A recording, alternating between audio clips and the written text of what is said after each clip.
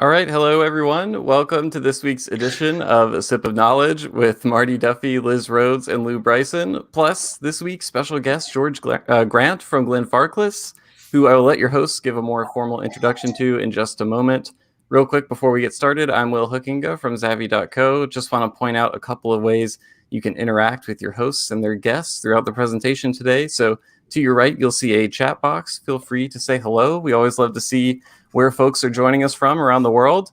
If you have a question at any point, there's a little button at the bottom that says Ask a Question. That's the best place where you can drop those in.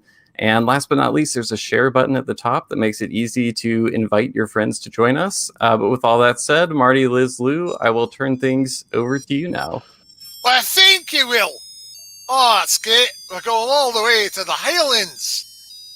Oh, my Lord. Anyways, hi, everyone. My name is Martin Duffy.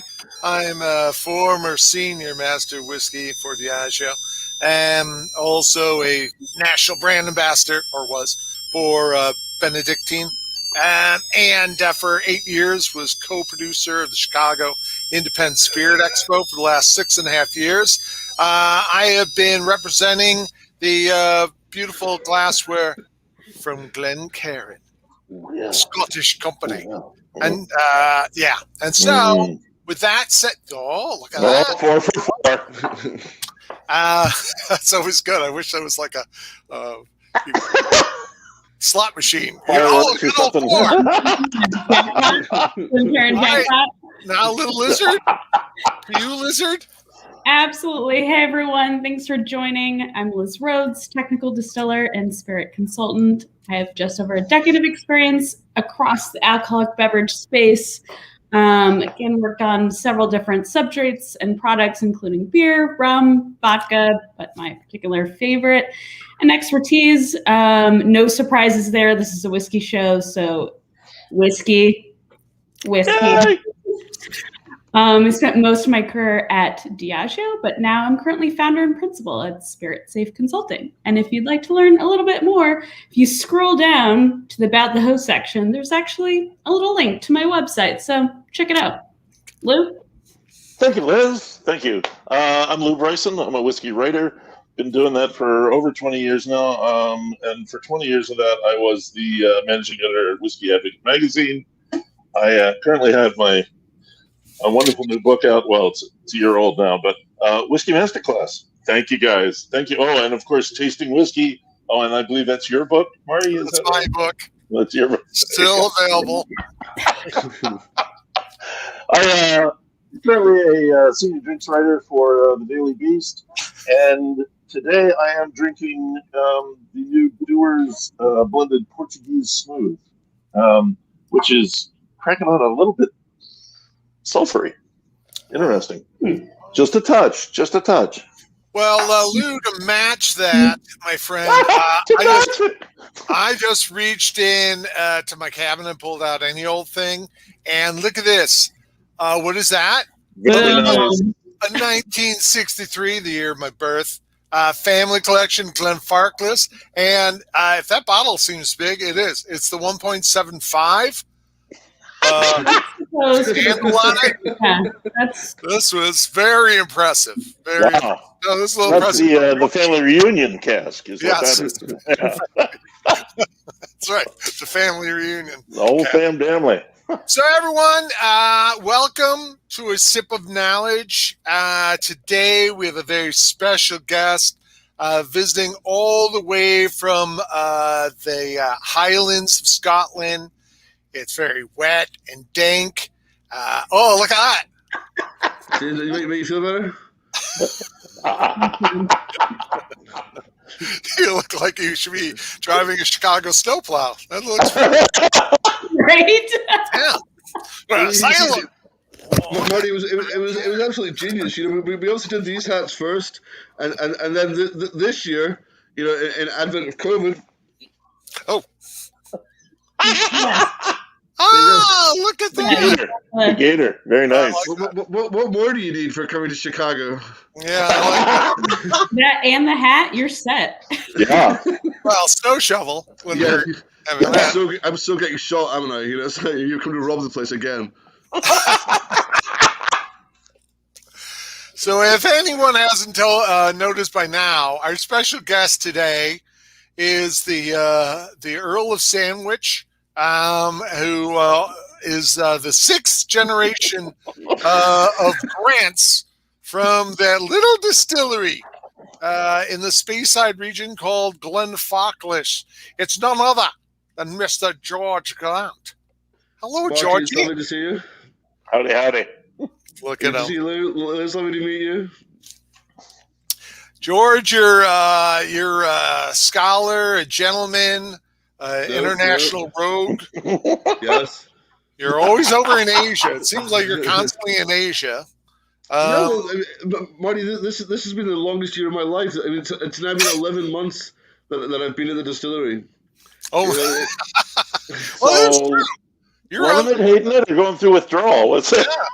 I mean, it's one of those. I mean, I saw a picture of an airplane and I got really excited. I remember those. Yeah. George is a member of the Mile High Club, but he became a member by himself, which is the weirdest thing. Well, we've all been to Denver, Marty. You know, so There's that. Hey, Georgie, so why not, for those who, I don't want to say for the uneducated, but for those who don't know any better, why don't you talk about your, you were born into the business. So why don't you talk about this? You're one of the few, in fact, are you the only distillery that's been family owned for 6 generations? I know there's the Grants, but that can't be 6 generations. You guys go back. They're at least 5, I think. They're probably close. But I mean, yes. So Glenfarclas, we call ourselves the last family-owned, family-ran distillery. You know, so how do we get away with that line? Well, we're still very much hands-on. Historically speaking, there's still 3 family-owned distilleries. Been owned by the same family for more than 100 years. So there's ourselves, there's Springbank in Campbelltown, and there's that really small distillery over in Dufftown called Glenfiddich, I believe. I'm not entirely sure how you pronounce it. But they're very much still family owned as well. I mean, when I joined the industry, back 25 years ago, I mean, Marty, you must be getting close to 50 years now, aren't you? In the industry or my age? Yeah, I mean, you were definitely in it 20 years before I joined it. It was, well, actually, from the amount of gossip, for sure. I've been in the drinks industry for 30 years, more than 30 years now. Yeah. So I mean, that's the line that we use. When I first joined the industry, there was 98 distilleries in production in Scotland. There's now over 150. So it's come on a massive leaps and bounds. When I finished my education, I was told to go do some traveling, go learn about the world. So I went away for what was supposed to be a year, but I obviously didn't finish school very well. So my math skills weren't great. So I came back 16 months later, and wasn't really sure what I was going to do. So it was at that point that then I went and tried to be an accountant for a year. Realized that wasn't really my forte. And then went to work for another whiskey company. Worked for Inverhouse for a year. Did you say your math scores weren't that good? And I tried being an accountant. Those two don't seem to check. What? Okay. Let's just backtrack. Failed business president. I don't know how this quite works out for you. Fair enough. No, it was rather than going away to get a grounding, for every aspect of the business. So tried being an accountant. Did that for a bit. Then I went and worked for another whiskey company. It was decreed by my great grandfather and grandfather that if you're going to come and work at Glenfarclas, you have to work at another distillery first. I was also a very slow learner, so I had to work at 4 other distilleries before they'd let me anywhere near Glenfarclas. And the rule was, if you're going to make a mistake, it's better you make it at somebody else's distillery than at your own distillery. Yeah. Smart. And in fact, if you're going to make mistakes on purpose, do it at another. That's when you go get a job at your former employee, Marty. So then after that, went and worked in Hong Kong for a couple of years, came back, and bizarrely, one of the first things I did actually do when I came back here was actually meet your ex-president. We didn't actually get the pitch, but we had to go pitch selling whiskey to Donald Trump, and it was in fact it was one of Billy Walker's former distilleries got the gig. But it was at the golf course. Yeah, it was one of the hardest sales pitch I've ever tried to do. It was like, I want you to. How do you sell something to somebody that knows it, won't try it? Yeah. Why should I buy it? Well, you're trying to sell directly to him. I mean, wouldn't they have a F&B? He was there. His son was there. The F&B people were there. I mean, there was probably 8 or 9 people around the boardroom table. But at this point, he was still doing the apprenticeship. Well, you could have been on The Apprentice. That would have been interesting. You, Gary Busey, I don't know who else. The guy who played Solo in Star Trek. That would have been great. He would have fit right in too. Yeah. So, George, tell us a little about. 6 generations. How did it all begin? I mean, when your great grandfather started the business, was in it for life? Did the family really think it'd be around this long? So this year is quite a big year for us. This year we are 185 years old. We're 185 years legal. Wow. The shocker thing is, okay, this is a painting. We'll go that way. This is a painting that we have hanging at the distillery. This actually. Oh, where did everyone go? How does that work? Please zoom in. This painting was done in 1791. It obviously quite clearly shows the distillery full working order. It's mentioned in the parish records. Oh no, Marty, that's the 175th book you've got. Oh. The 185th one's blue, my friend. Oh. I can't keep up with them. I'm trying to collect all 185 of them. And it's really tough. It's a Glen Farquhars book, so they're all going to be the same shape and size. Yeah. They're all the same shape and size. We just changed the color. I mean, obviously, the red one was the 10-year-old. We're now on the 12-year-old, and then we're going to be stepping up to the maroon one later for the 15. Orange for the 17. Chartreuse is up next. Yeah. Chartreuse. Aquamarine. So then in 1836 that we became legal. So on all the bottles of Glenfarclas it says established 1836. 1836 is in fact the saddest year of our long and established history. In 1836 we start paying taxes to the English, so it's a very sad year indeed. My family's involvement in Glenfarclas came about in 1865 when my great-great-great-grandfather John Grant purchased the distillery for £511 and 19 shillings. That's about 700 of your American dollars, I believe. So we hope it's worth a little bit more now. I love the 19 shillings part, though. That's awesome. Yeah. And then, of course, it's been passed down father to son. So it went from John Grant, who purchased the distillery. He passed it on to his son, George Grant. Who passed the distillery on to his son, George Grant. Who passed the distillery on to my grandfather, George Grant. Try and keep up with the names. I know it's quite difficult for you. Why waste money on a name you're not going to use? My father, John Grant. Then obviously, hopefully, he'll then pass on to me, George Grant. And of course, it was a very traumatic experience being about 6, 7 years old, going to visit the family gravesite for the first time. Finding 4 gravestones with your name on it can be quite traumatic. Things did start to look up a little bit, being, I think it was about 12, 13, walking through warehouses here really for the first time and noticing stuff. And at the time, finding 50,000 casks of whiskey, also with my name on it. I realized things weren't quite as bad as I thought. So. Well, see now, George, you've been embroiled in a little controversy. I don't know if you've heard about it on your side of the pond, but how you've been, I think this goes against Scotch Whisky Association rules, but you've been using sex to sell your brand, and we have a little evidence. Will, can you put that? Yeah.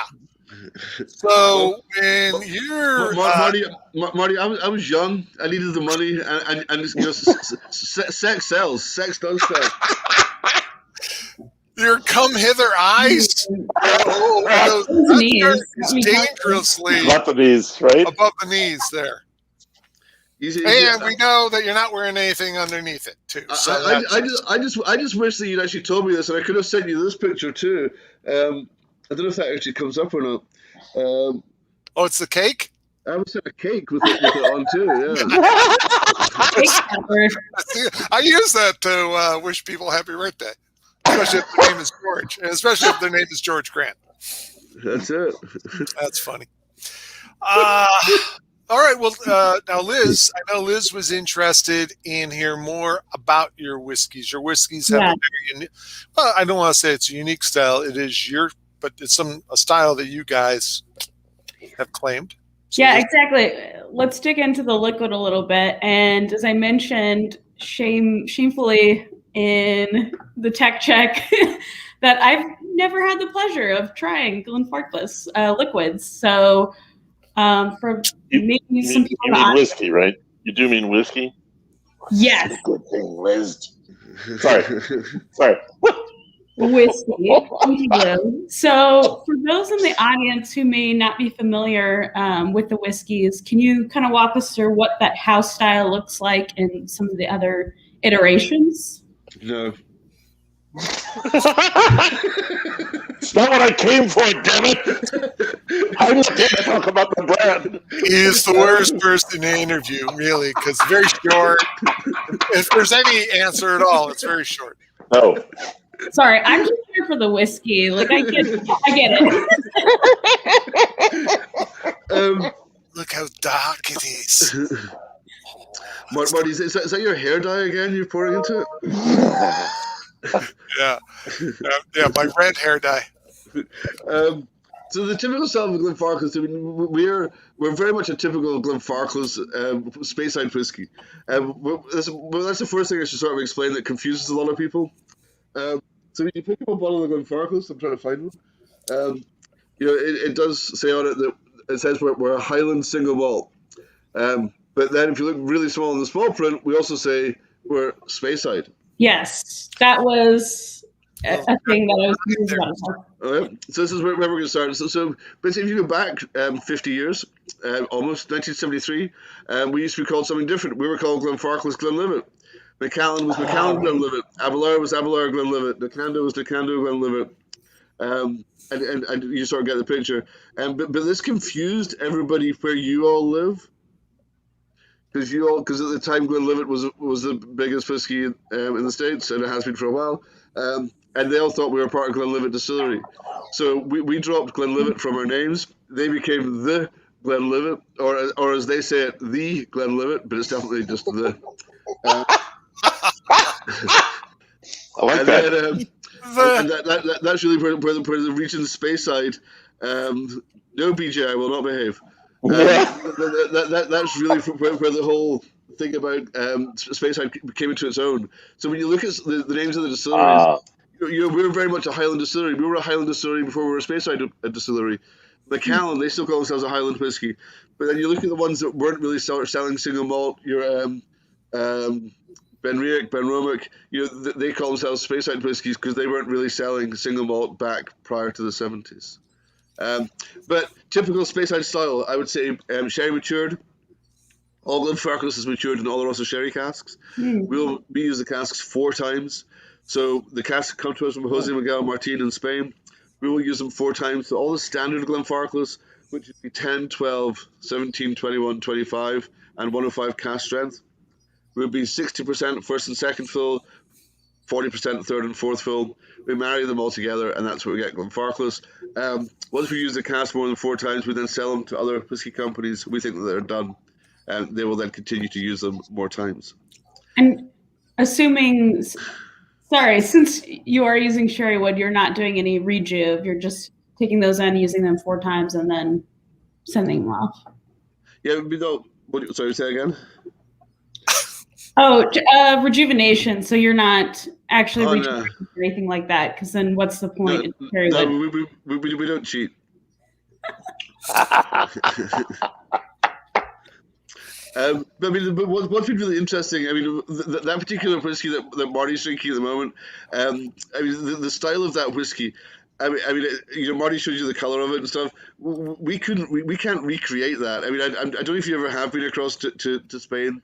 The casks that we were getting back in the early '60s. Wow. Yes, they're still sherry casks that we're getting today, but those casks were what we classify as shipping casks. So the casks that we got from the '60s, the staves are much thicker. The hoops that were around the casks are much heavier as well. These were really sturdy casks.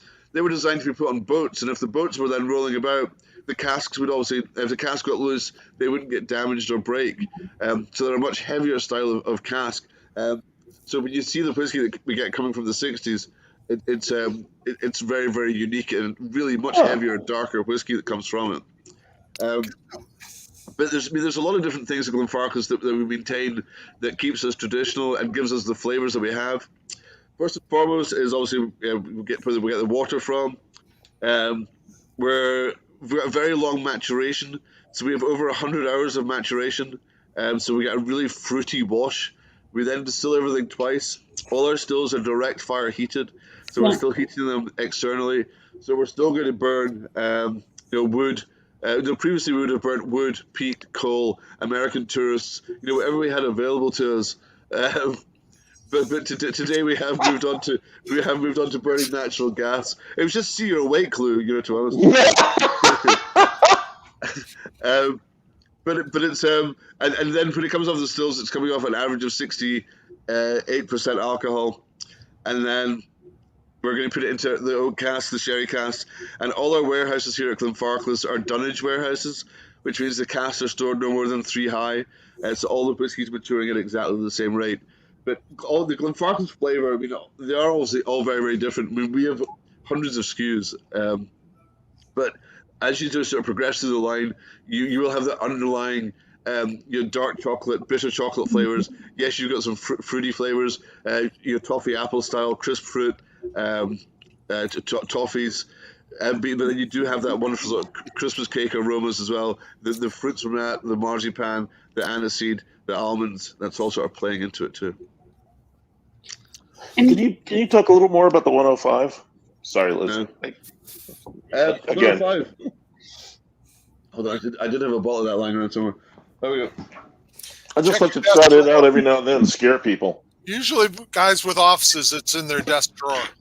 At least in TV shows. So 105. 105 is obviously the most difficult whiskey to explain in America.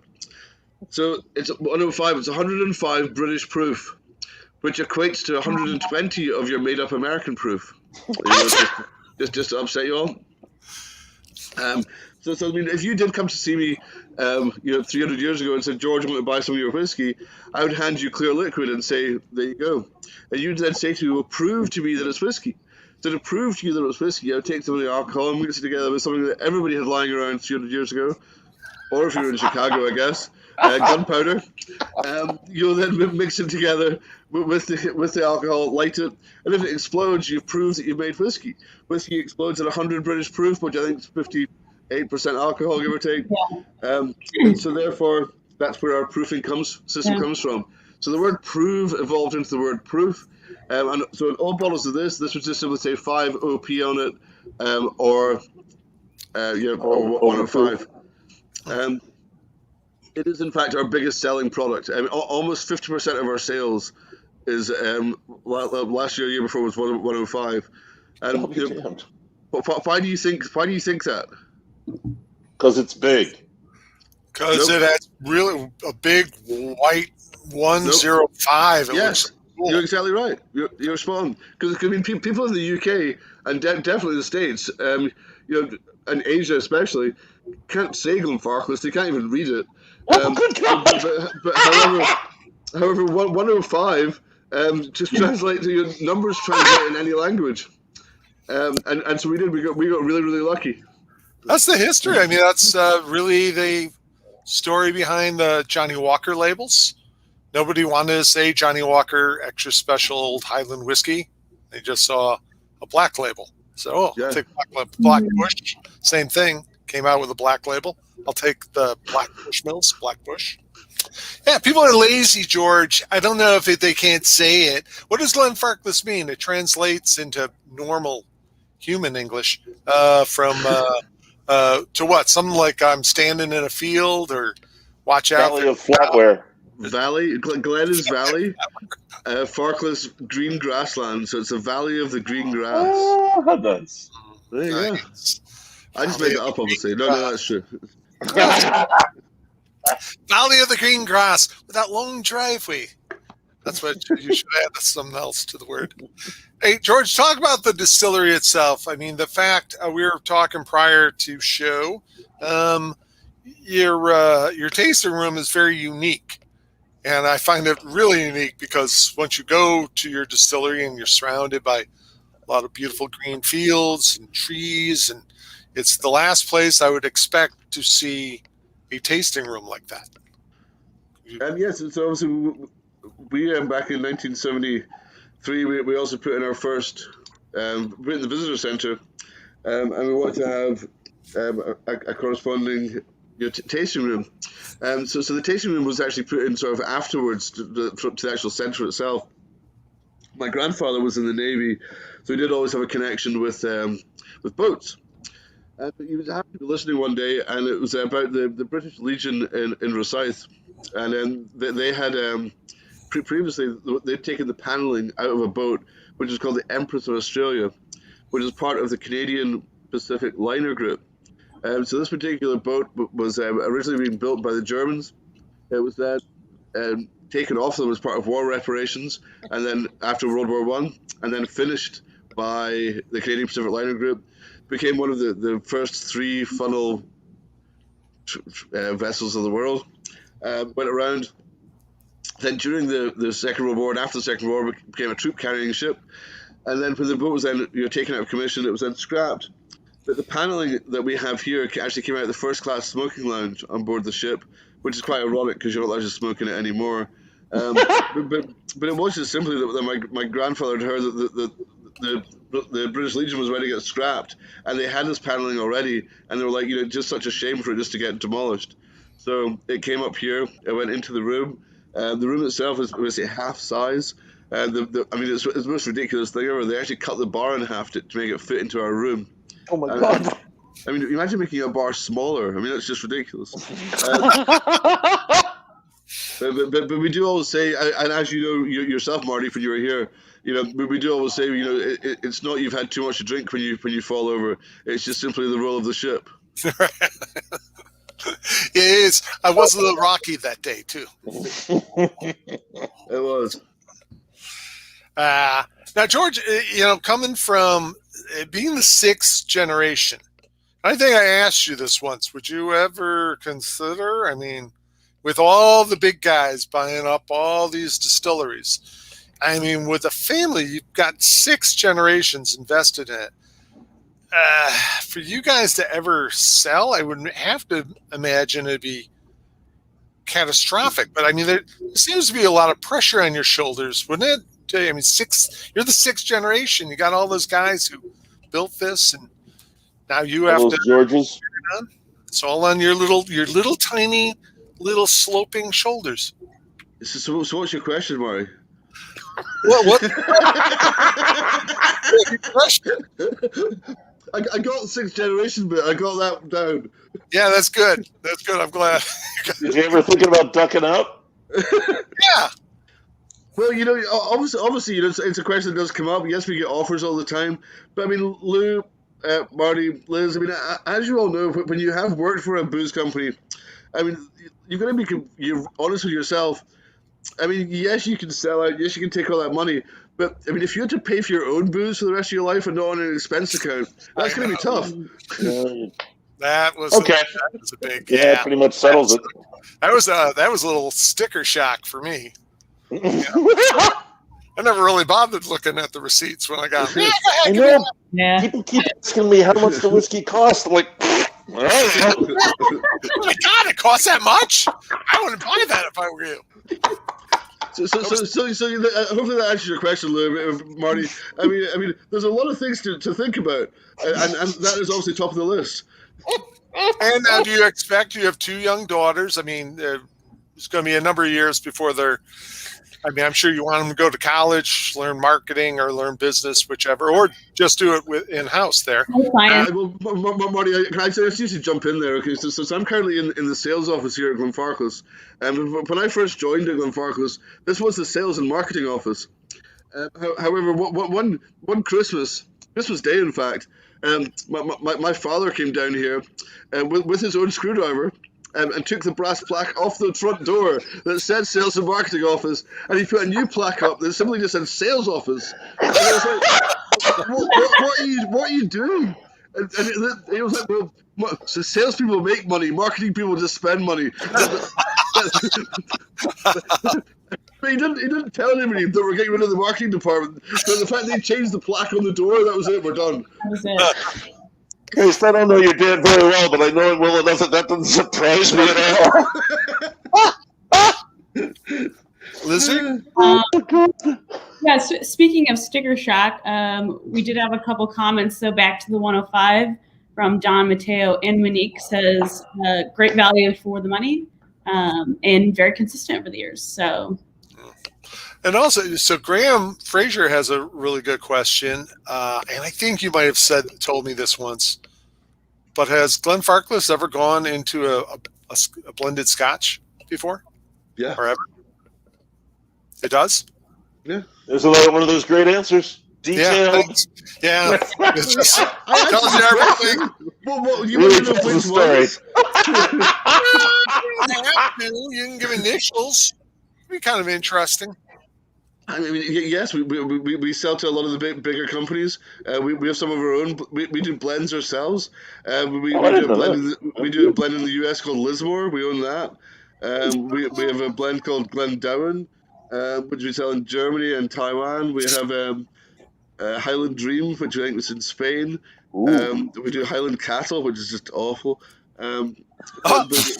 But then we sell to William Grant. We sell You're in to the sales department? He did say he took the marketing off the sign, so there you are. Buy it. It's horrible, but buy it. Oh no. It's the Highland Cattle one. I mean, I think it was discontinued a long time ago. I don't know if any of you ever have been to Scotland, but we used to have these little bars of toffee called Highland Cattle or Highland Cow Toffee. Yeah. I mean, it did almost look like it was the same animal that was on the bottle. And when you saw this, it really did look as though they had melted down. As you know, it was very dark, shall we say, and it wasn't completely natural. So. Well, I think I bought some caramels at the Royal Mile whiskey shop, and they're Glenfarclas caramels. He told me, yeah, we have nothing to do with that. Nothing to do with that. Just slap your name on it. Nice. Well, that's it. I mean, if it's the same question I keep asking you, Marty. You know, every time I go anywhere, there's Duffy's bar, but you keep telling me you've got nothing to do with it. I know you're there getting your kickback every time you go in. I'm getting my beak on every one of them. Or a guy from Chicago comes to visit them. Mainly me. Yeah, go ahead, Lizard. Another question that Graham had, which is actually a question I had, and back to sort of also the direct fire question you mentioned earlier. Direct fires, have you ever considered changing it and going to, okay. So it's, maybe a lot more go into the second part of that question. There's more? Don't know. I've not answered don't know yet. I've answered yes or no, Marty. I know you have. It's like a police interrogation. Yes. No, I don't know. Well, as soon as you start developing stuff, you always get caught up, you know. So. Liz, yes, we have tried. But back in 1981, we tried one of our stills, internal heating. So we put the steam kettles inside, and we ran it for 3 weeks. But every time you make whiskey, you can send it away for analysis. And obviously, my father and the staff here at the time knows the whiskey. I mean, I was 5 years old. They noticed it tasted the New Make Spirit, and they all agreed that it didn't nose and taste like Glenfarclas. Sent it away for analysis, came back again. It wasn't Glenfarclas, the spirit that was coming off it. So we went back to direct fire heating. All the liquid that we had made, we sold to one of the other blending houses, the other big house that you didn't work for, if you know what I mean. Got it. But yes, I mean, if we had switched to internal heating, yes, we would have saved an absolute fortune. But we wouldn't be making Glenfarclas. It would be a completely different spirit. And everything that we have done here at Glenfarclas over the period of time is we have run old stuff versus new stuff. And so long as it doesn't dramatically change the flavor of the whiskey or what we're doing here, then we're happy to move with the times and move on. One of the other big questions that I've been getting asked an awful lot about doing these presentations online and stuff is, obviously people keep talking about the new distilleries, and especially in the States, you've got an awful lot of the new craft distilleries as well. And people keep saying, why doesn't Glenfarclas experiment? And I was like, well, what do you mean? And they were like, well, people do whiskey cask finishes, people do, mature in different woods and stuff. And that's when you have to point out to them, it's like, okay, we're 185 years old. We tried all this stuff a century ago. It didn't work then. It's not going to work now. Yeah, what do they want you to do? Do sherry finishes on your sherry cask whiskeys? Double sherry. It's something I'm working up to, I think. So yeah, that's back to Graham's question specifically. When was the last time you did something different? Sounds like that was quite a while ago, but I don't know. No. Last year we changed something. What, that sign on your door? No, that was a decade ago. We just have a pair of pliers. We can pull shit out of it with. Last year we went from satellite broadband to line of sight broadband. That was a massive step for us here. I will say we still had quite a few technical issues earlier. So maybe just more optimizations. Hey, Liz, did you see that last question? That's kind of a good follow-up to what 25 years. We basically burn through our stills every 25 years. A normal still would basically last about 50 years. But we're currently expanding here all the time. We're just about to build another 4 warehouses, which will take us up to roughly 120,000 casks on site. Yeah. The oldest whiskey we have here on site is from 1953, so it's 68 years old. Oh. So we'll be bottling a 70-year-old in a couple of years' time. So we're constantly doing new things, I suppose, to expand out. But what you have to remember is every time we're building new warehouses here, we're not going to be taking any of the whiskey out for 10, 20, 30 years.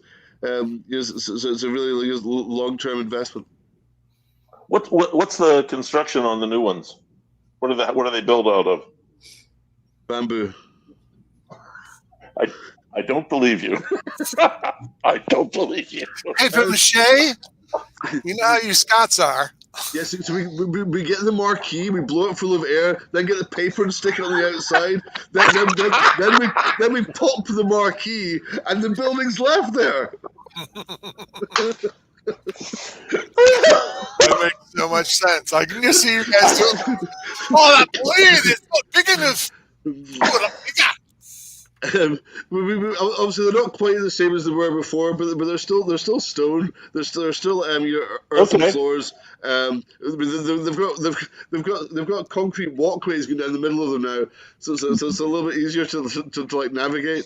Yes, but it's as close to as we're going to be able to get to in modern times, I suppose. That's great. You'll have to come and see them, Lou.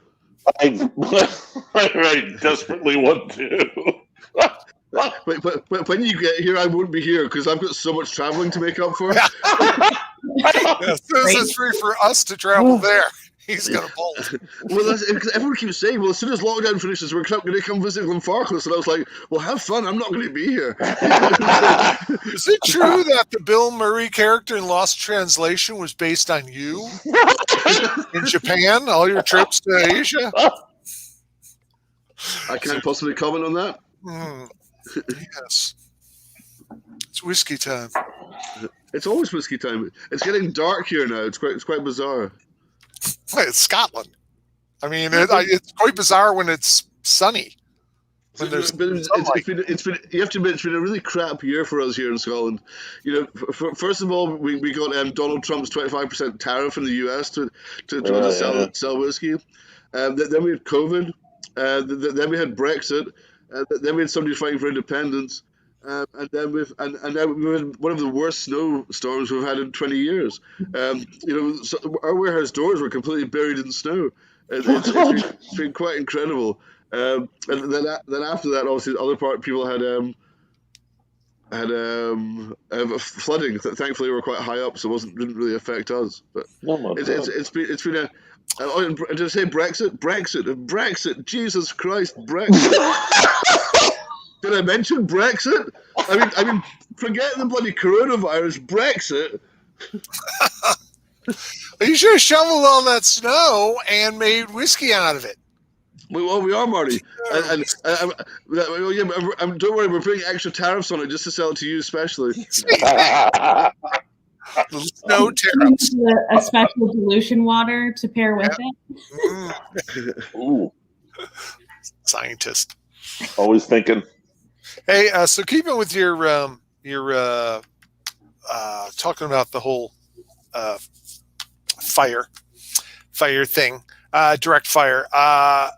Charles was asking, how often do you have to replace those direct fired stills? I already answered that. We did answer that one. 25 years. I heard it. Oh my God.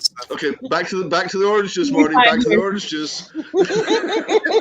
Oh look, a memory. Marty, I would like to remind you that you can always go to YouTube or Facebook and rewatch. Nice. That's a girl right there. I like that. So there was another question, actually from Christina. There always is. Yeah. So thank you, Christina, as always, for joining. As far as from Germany, George. I know Christina very well. Good to see you. That's right. She does. She knows you. You haven't used Pexeret for ages. So which sherry casks do you use for your special bottlings?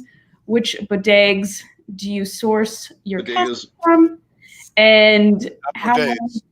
Bodegas. It's an abbreviation. Bodegas. I see it. Not bodegas. It's a hip. I'm dipping down to get my bodega. You don't want to say water from a bodega. I'm not confused with the bidet, but that's another story. So, do you source your casks from, and how long have you had this relationship? Spain, 1988. Next question. Well, George, do you ever play around with the different types of sherry? Do you want me to answer the first part of that question or the sherry bit? No. You can go to, but you do whatever you want, George. You are. You're a special guest. You're 6 generations of whatever you guys are. So go ahead. We've been with the same bodega company in Spain, Jose Miguel Martin. It really was sort of 87, 88 that we started working with them. I mean, for me, it doesn't seem that long ago, but I mean, it's 30 years ago now, I suppose. So, the majority of our whiskey that we have that we're drinking has all been matured in their casks. Prior to that, it was a little bit more sort of hit or miss. We were getting, a dozen casks here, 20 casks here. You're getting them from an awful lot of different brokers. One of the whiskies I'm drinking at the moment, I'm drinking a port cask. So it's been matured in Portwood. We still have stuff that's been matured in cognac casks here. We've still got some Pedro Jimenez casks. We've got some Fino casks. I mean, so going back to the whole experimental thing, it was back in the late 50s, early 60s that my grandfather, did sort of experiment. He took 6 different types of sherry. So we had Manzanilla, Fino, Pedro Jimenez, Oloroso, and those other ones. Yeah, those 2. And there was 6. So they filled 15 casks of each, and then they checked them every 6 months, nosed them, tasted them, and then it was after that period of time that we realized that the Oloroso was definitely the way forward for us to mature the whiskey in, and it's been in there ever since. Wow. So we've been with Jose Miguel Martin, for over 30 years. They're also a family-owned company, and they're very good about listening to us about how long we want them to have held the sherry in it. It's not, people are just sort of washing the casks out with sherry and selling them to the industry. All of these casks have had it 3, 4, 5, 6 years. So it's been in there for a significant length of time. So, Georgie, when did you guys get into the whole idea of, hey, man, let's do some family casks, a cask from every year? And goes back to what, 1953 originally?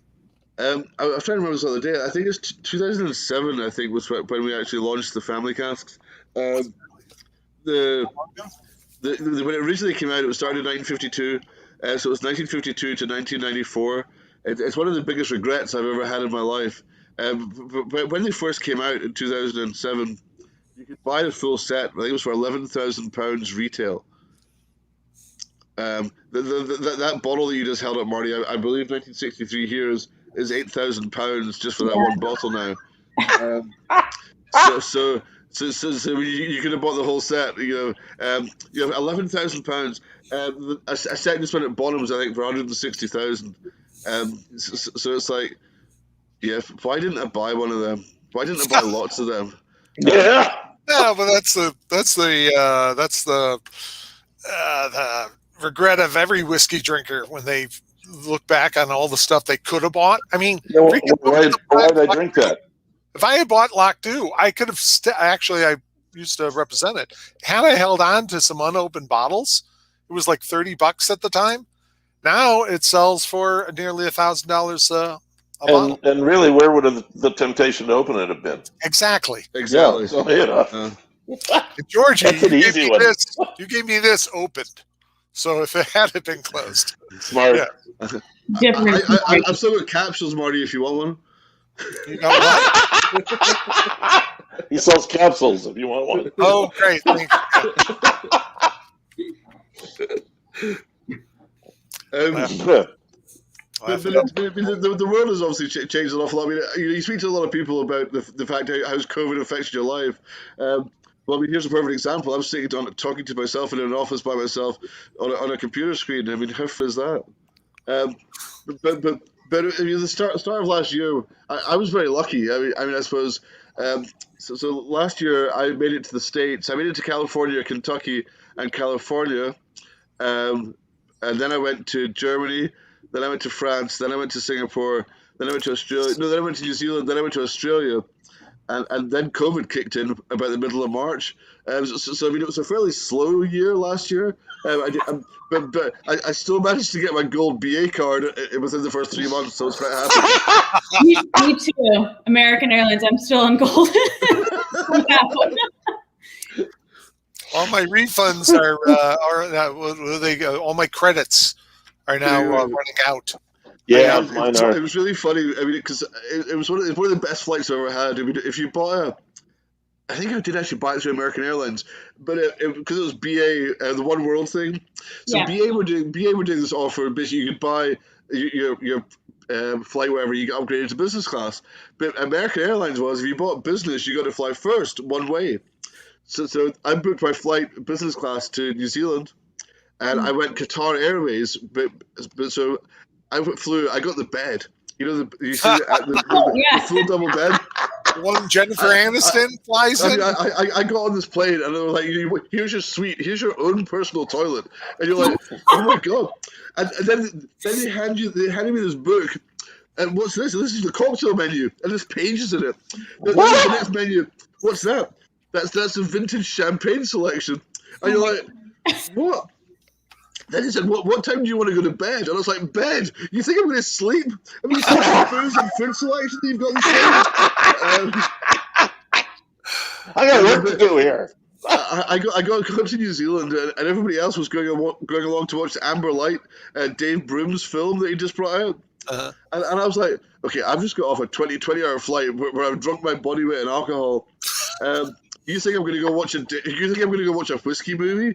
So one of my mates, Richard McGuire, his nickname was Digger. He lives out in New Zealand, and so we went and watched rugby. So we went to a rugby game that night. But the best thing was, it was the first COVID outbreak in New Zealand at the movie launch. So everybody else had to fly home. Oh no! Crap. Oh dear. So Go ahead, Lizard. I was just going to say there were a few more questions. Yeah, I want to There's see more these questions. Back from the audience. So Charles Tower asks, do you warehouse 100% on site? Yes. I figured it was just going to be yes. Yeah. No, Well, that's I it. can't Well, really develop on that. Yeah, yes, we do. yeah, I'm happy with that one. That's good. Yeah. And also, I know the next short answer from this question, also from Charles Tower, is it all European oak? There's also been stuff that's not been American oak, but primarily yes.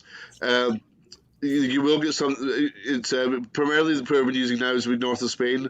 I mean, one of the questions that a lot of people do say is, do we mature in bourbon casks? Or I've been to Glenfarclas and I've seen stuff mature in bourbon casks. And yes, we do have whiskey here that is in American oak, that is in ex-bourbon casks. Again, in the past we've sold it to big multinationals like Diageo, like William Grant, Pernod, and we just sold it as new make spirit. They've then filled it into their own wood. And then when they've come along to do their blends, they've in numbers of years they've used all of it. But as you all know, blended whiskey sales have been on a decline, so they've not always been using as much of the malt whiskey as they have actually previously bought. So this whiskey then comes on the open market, then yes, we will then buy it back, and then we will then. So yes, you might find those casks here at the warehouse, but we will then use it in, like I said, some of our other brands that we have, but it won't be used in the Glenfarclas whiskey, if that makes sense. George, Yeah. now I know that Germany. Was that better than a yes answer? Or Yeah, no answer? that was very. I'm not sure. I think I would have taken a no on that one. I'm having a break now. I mean, I just know there was a lot of words in there, so that's good. Now I'm pretty sure Germany is one of your big markets, and obviously, I don't know if all of Asia, if you clump all of Asia, Australia together, or are there certain countries that are like your key ones, maybe Thailand. Where does the U.S. fall into the whole big sales? It's been like going back to the whole COVID thing. I mean, it's definitely changed how whiskey's been sold for us, and I think we've not we've not done badly from it. Let's say it that way. It's not been great, but we've not had like massive losses and things that a lot of other whiskey companies have had. We were very much an off-premise brand, but we're never an on-premise brand. So the demise of bars and restaurants hasn't really hit us. But and then especially in the US, like it was about five years ago, we started selling on United Airlines. So it really we started doing the 12-year-old minis on the planes there, and I think we've done over 2.5-3 million miniatures for them. So that really raised the profile of the brand. I think when people in the States were buying bottles, they were used to drinking Glenfiddich, Glenlivet, but then when they're online buying a bottle, they're like going, well, I know that. Well, let me try something else. I mean, I still one of my favorite stories that I do tell people is it must be a decade ago at Whiskey Fest, and it was they'd opened the doors early for the people that paid the extra $100 to come in that hour early, and it was in New York. And this group of Wall Street people, I was going to swear there, but thankfully I didn't, came in, and they said, this guy was also leading them. I mean, they're all there. I mean, they'd also had a few cocktails beforehand. And the first table in, I think, was Ardbeg, and they go, no, we're not drinking that. And I was like, all right. Then the next table was Strathisla. No, we're not drinking that. I was like, all right. And the next table next to me was Macallan. No, we're not drinking that. And I was like, okay, this is just mental. You paid $100 extra to get in, and you just walk past these distilleries. They get to Glenfarclas, and the guy goes, yes, we drink this. And I was like, brilliant. Okay, yeah. Start pouring them all the jam, and I was like, have you ever had Glenfarclas before? And the guy goes, no, never heard of it. And I'm like, right, why are you having Glenfarclas and why don't you drink the other ones? To which his reply was, we only drink the Glens. And I was like, okay, you are batshit crazy, but I love you. Yes. I need more people. I need more people like you. You were just Glenaholics. Oh, there. That's it. But then of course I threw up in my mouth a little bit because it was just like ex movie star guy signing black and white pictures of himself. Weren't you, Marty? What? You were there with your black and white headshots selling them. Oh, it could have been. Yeah, that was during my. Wait, when was this? They made those for us. That's as Masters of Whiskey. They gave Those black and white headshot wasn't pictures of selling like movie things. Marty Duffy. I Master wasn't of Whiskey. selling them. And you were selling them. I wish I was. Baseball I cards. still will buy them. I still got a box of them. If anyone wants any, never throw out a picture of myself. Yeah. So what was the question? I forgot about that. I don't know, but there's new questions. Yeah, there's new questions. Should we just go ahead with the new ones? Kathleen asks, is there any truth to the rumor that some of the Grant distilleries there on the space side are haunted? They're haunted by George. Well, if you want, I'll be back in an hour. I'll go have a look. You did say it was getting dark. Well, yeah. Instruments. Ghosts are easier to see in the dark. Well, Liz, there's an easy answer to that. There's a lot of spirits here. Whoa. Boom. Best answer of the whole show. Well done. Well done. Billy Conley right there, right in front of us. Graham had another question there, Lizard. Indeed he did. And he asked, what new bottlings does Glenfarclas have in the pipeline for 2021? Awesome. I actually have a couple of them. So we're obviously doing well, actually, I probably shouldn't answer this. Well, the first one we're not doing in the US. So we're doing our 185th anniversary bottling, which is obviously to celebrate 185 years. The next one we are doing, which will be available in the US, and it so corresponds to the glass that we're drinking from. We're bringing out a new, younger Glenfarclas expression. So we're bringing out a 50-year-old just to do. Just a mere puppy. Yeah, we just thought, why not? So. Are we doing the bottle for it? Is Glen Karen doing another decanter? Yeah. Do you want me to go grab it? Yeah, please. 60-year-old is beautiful. We have that in our showcase. Crystal decanter. While he was finding that, earlier in the show, both Christina and Monique, thank you for the generous offer of helping me taste some Glenfarclas, so appreciate that. We see Liz just stumbling down a street corner. We'll know she's coming from Monique's house. Right, yeah, after a gathering. Okay, I do have to say that this is not the decanter that's going to this US. This is the one that's available for everybody else. Just because, obviously... Oh, there's going to be a bright light from there. Oh, is it motorized? Look at that. Hey, whoa. Nice. Oh, there it goes. So we're not filled them in yet, but it's there you go. Yeah, I hope that's not. Oh, it's just the bottle. We don't even put the whiskey in it. Well, they're getting filled. I think it's this week. I think they're getting done. So. Oh my. Yeah. How much does the 60-year-old go for, George? I'm gonna guess at 20 grand, Marty. Jeez Louise, that's an awful expensive pea. Dude, think about how much other companies are getting for. Oh, I know, man. Ancient whiskeys like that. Yeah, I know. Yeah.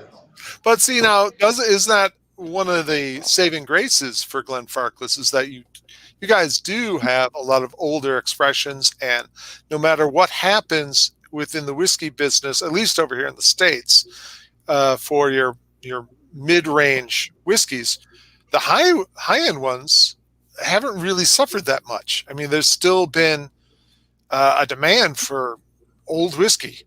People will pay it, and which is nuts to me. That the more expensive, the more people want it. Yeah, and that's the question that we were sort of getting on before. So what we noticed with the advent of COVID was, our sales of really high-end whiskies in Asia started to decline. Yes, so when people are sitting at home in Asia, they're drinking 10-year-old, 12-year-old, 15-year-old 105, and they're not going out to the bars to drink really expensive items. And then in the UK and Europe, it was the other switch. Because people were sitting at home, they were more happy to spend a little bit more money on their whiskey. and in the US, I sort of answered that one already.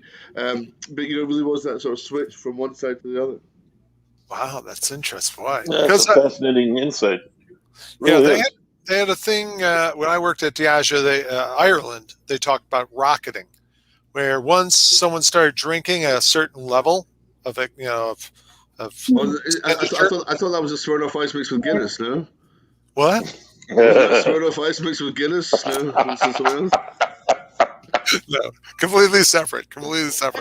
But rocketing is where once you start drinking, say if you're drinking single malt scotches at $200 a bottle minimum, you're really not gonna, no matter what, you might do less of it, but you're never gonna start drinking something that costs less, because it's just a mindset that people get into, and that's called rocketing. Why is that called rocketing? Because you've rocketed into a fucking expensive lifestyle, I guess. I don't know. That's what it sounds like. I never asked them why they call it rocketing. A bunch of Irish guys telling me this. So, what am I going to do? I wasn't going to look like the dumb American and go, yeah, rocketing. Yeah. Rocketing in Bullwinkle. Were you in marketing at Diageo? Who, Marty? Liz? Me? Were you? Yeah. No, most probably not. I was technically. So thank you for that. It's one of the questions I do always want to ask. I mean, how much money do these people get paid? I mean, do they just pick up an American Express magazine and look at which new color card there is? And it's like, oh, look, there's a black card. Let's do black. Double black. Let's do double black. Platinum, red, green. It's incredible the synergy that they do actually have. Yeah, but you know what? At the same time, the big companies, and this is why I always love talking to smaller distillers and how they're marketing their stuff, because they don't get into a bunch of weird crap. Marketing companies have a tendency of just jumping on a weird idea and going with it. Yes. And it has. When I came back, they wanted it from Ireland. They brought me into the Diageo office in New York and said, "Oh, we want to do Bushmills and eggs." I go, "What? What?" Well, that's a famous Irish thing, isn't it? Having eggs with Irish whiskey. I go, I didn't see any of it over there. All the guys over there go, I'm like sorry. Having a dram at breakfast? Or I think what they were thinking is, like, if you watch the movie The Verdict, Paul Newman plays an Irish-American lawyer, and he's also an alcoholic. So they have eggs in a bar, and you crack a raw egg into your whiskey, and you down a red eye. Wow. Wasn't it in the film Cocktail? What? Was that Cocktail with Tom Cruise? Yeah. Yeah. I wouldn't use anything in that movie as gospel. I was a bartender when that. You didn't see Cocktail, Liz? Cocktail? I would just like to say this is the last time I went to visit Marty, so I got this shirt. Oh, hey. I was the King of Swag. Yeah, King of Swag. Oh, there's a joint. But it's material. Wait, there's this one too? Oh, Jesus Christ. I must have had to Look at the tag on it. Yeah. I haven't worked for the company in 11 years. There you go. I still have all these clothing from you, Marty. But you don't wear it? It's 11 years since I stopped working for that company. It's not stab proof. I mean, if I wore that here. Yeah.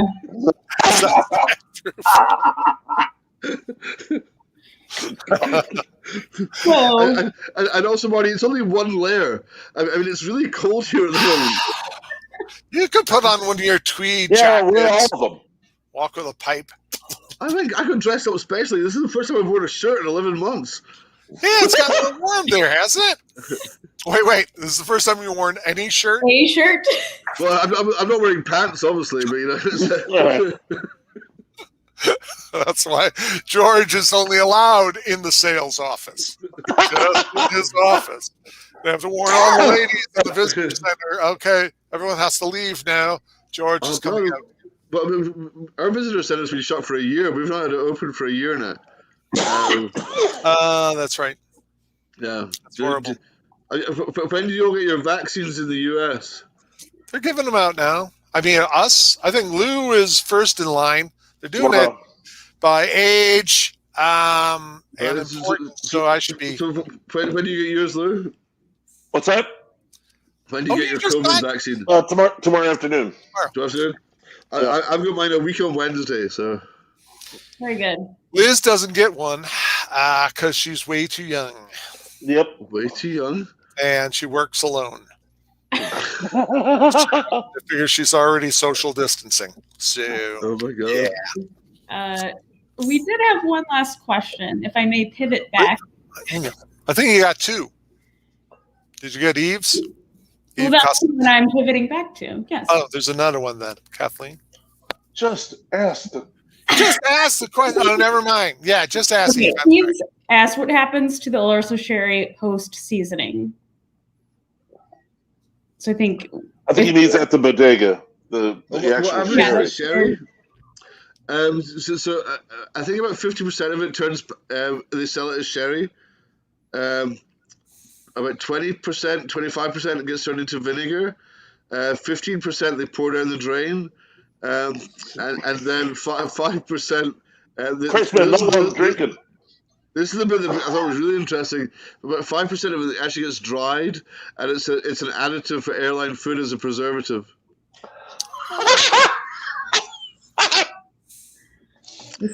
Tannic acid. There you go. Aren't you glad you asked? I mean, I've been there a few times. That was the one thing. I mean, they told it to me the first time I went, and I was like, I think he's taking the piss. But then it was somebody else giving the explanation the next time, and it was the same thing. And I was like, it's not the truth. But yeah, it's changed days. I mean, when was the last time you actually had a glass of sherry?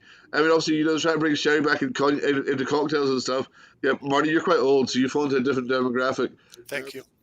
You're welcome. But my grandmother drank sherry. I mean, I don't think I've drunk a bottle's worth in my life. Oh, I have. Yeah, I have several times actually. There's a really good guy. There's a really good guy in the industry called Sukhinder Singh. He owns a whiskey exchange. We went to a whiskey show. One of the first ones we visited. He was like, "We're gonna go for dinner," and I was like, "Great, where are we going?" There's a fantastic Spanish restaurant around the corner. And, we've been chatting away, and I was starving and really, really thirsty. So we ordered the ham, ordered the olives, and I was like, "We'll take a bottle of cava, we'll have a bottle of sherry." And so Kinder just looks at me and goes, "Oh my God, I miss these days." I was like, "What do you mean?" He said, "Every time a sales rep comes to see me now, it's like, do you want chai tea with that?" we had a proper dinner. What was the question again? Yeah, we got that one. Oh, it's okay. We have one last question from Graham Fraser again. What whiskey do you drink if it's not a Glenfarclas? Oh, this is quite a long question, a long answer. It's basically any whiskey on the back bar. Yeah, well, but my normal answer is the next one that somebody buys me.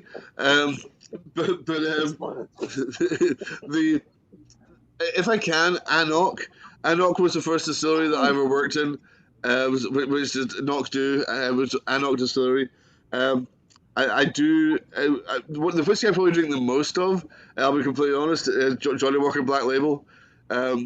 I do end up in some utter shitholes in Chicago. I mean, around the world. There's a lot of really bad places that people tell you that this is the great whiskey bar, or if you're in you're in places in China. You're in places in India that you can't pronounce. I mean, there's so many things that you just don't know. And you walk into a bar and they say, "Well, what do you want to drink?" And at least with Johnny Walker, you know exactly what it is. Most of the time, it's got a guala cap. Johnny Walker's like McDonald's. It's absolutely everywhere in the world, and you know what it should taste like. So that's probably my go-to one. I do enjoy. I love Bourbon. Bourbon is one of my favorite whiskeys. I like Spanish whiskeys. I like Speyside whiskeys. I like whiskeys that have been matured, in those sort of casks. I do just have I got time to tell you one more story. Sure. So, one of the things that people have been asking me a lot recently is about the advent of changing of styles. Because one of the first questions you asked me was describe the style of Glenfarclas, and Glenfarclas being a typical Speyside whiskey. And one of the things that people have been asking me a lot recently is about the advent of changing of styles. Because one of the first questions you asked me was describe the style of Glenfarclas, and Glenfarclas being a typical Speyside whiskey. And Glenfarclas being a typical Speyside whiskey. what is a typical Speyside whiskey? And I think 20 years ago, it was very easy to say what a typical Speyside whiskey was. I think today it's completely changed. And this really came to the forefront about 3 years ago. I was in Chichibu in Japan, and we were doing a television interview. It was myself, Dave, surname I can't remember, and distillery manager of Bowmore, and Dave Broom. The three of us were all on TV, and people said they wanted to start talking about peat.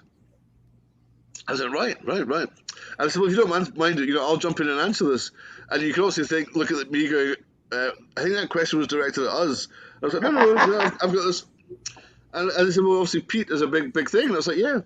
But 20 years ago it was simple. Speyside whiskey was sherried. Lowland whiskey was very light. Islay whiskey was very peaty, and that was the way it went. But you now got peated Speyside whiskies. You now got sherried Islay whiskies. And I'm like, yeah, that's true. And I said, obviously, but there is a huge difference about peat. And people looked at me and they said, what do you mean? And I was like, well, Speyside peat and Islay peat is very, very, very different. They're like, okay, where are you going with this? And I was like, well, what do you have on Islay that we don't have in Speyside? Because obviously, our peat in Speyside, we've got the heather, you've got the water, you've got the snow, and that's where our peat comes from.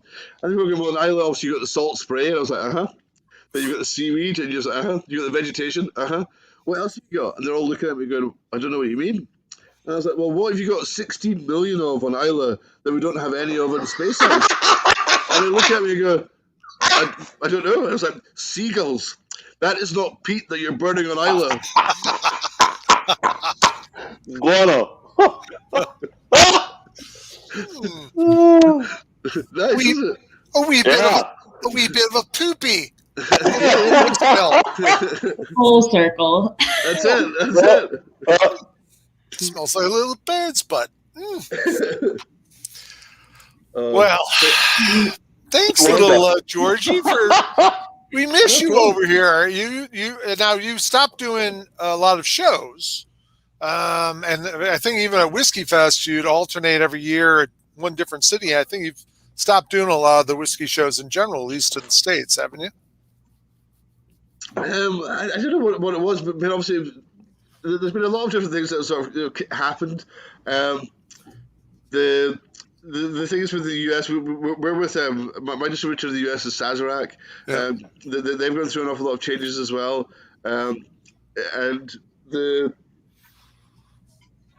shows themselves have changed an awful lot. I mean, obviously Lou isn't there, so I didn't really see the reason for going anymore. I'm still going to the US, but for I suppose different sort of reasons.